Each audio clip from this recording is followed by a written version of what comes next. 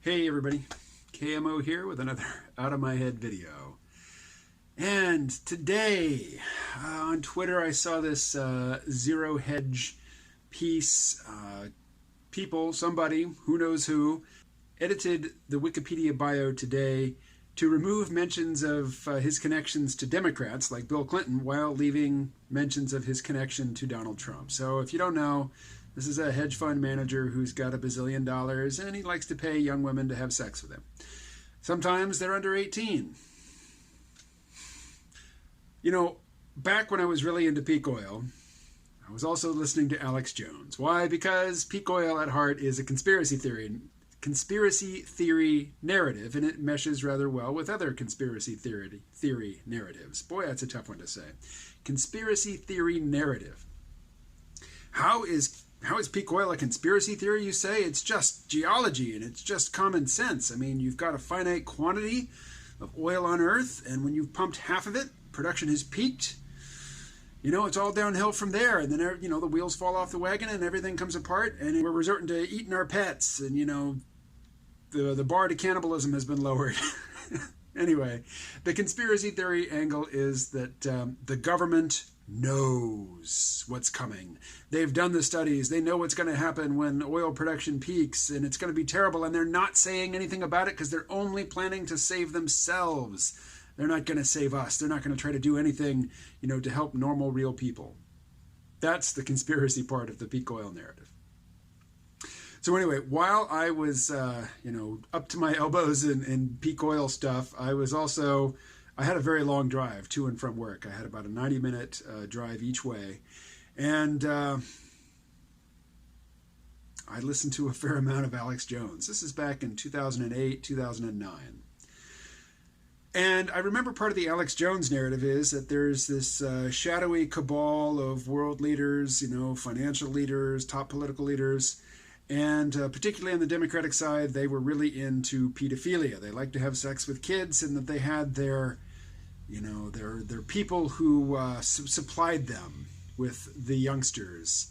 And they always needed a fresh supply, you know, because the old ones are, I guess, either they aged out or they just got boring or whatever.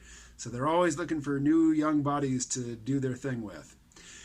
And so now, you know, over a decade later, this breaks into the mainstream corporate news. And it's, you know, it's not the first time this guy's been in the news, but, you know, they did a raid on his house. They found pictures in his safe of, you know, nude and partially nude photos of women, young women, some of them under the age of 18.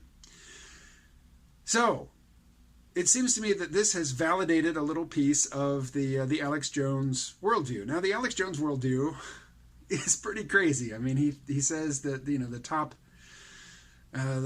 power elites are all Satanists, and they, you know, they commune with the DMT self-transforming machine elves, and you know, he is the Alex Jones narrative is sort of an everything stew, just all sort of thrown in and shaken up and poured out, you know, with a huge dollop of patriotism, and these days a huge dollop of commercials for his vitamins and such. So I don't normally listen to Alex Jones these days, but I thought, you know, now that there's this big pedo dude who is, you know, has high-level public connections to Democratic names that people are familiar with, surely he must be crowing about this. So I found a way to listen to the Alex Jones show, and he wasn't even on.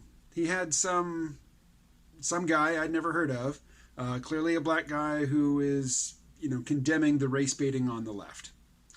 And it was like total boilerplate, you know, anti-SJW boilerplate. It could have been played on any day. And I figure it was, you know, pre-recorded or whatever. I mean, I couldn't listen for very long. I have a very limited tolerance for advertisements, for overpriced nutritional supplements and such. So I didn't listen to that much of it. But there was no mention of the Epstein pedophilia, you know, connections to Democrats thing. And I thought that was just odd. Why isn't Alex Jones crowing about the fact that this portion of his narrative has been validated? Thoughts? Talk to you tomorrow.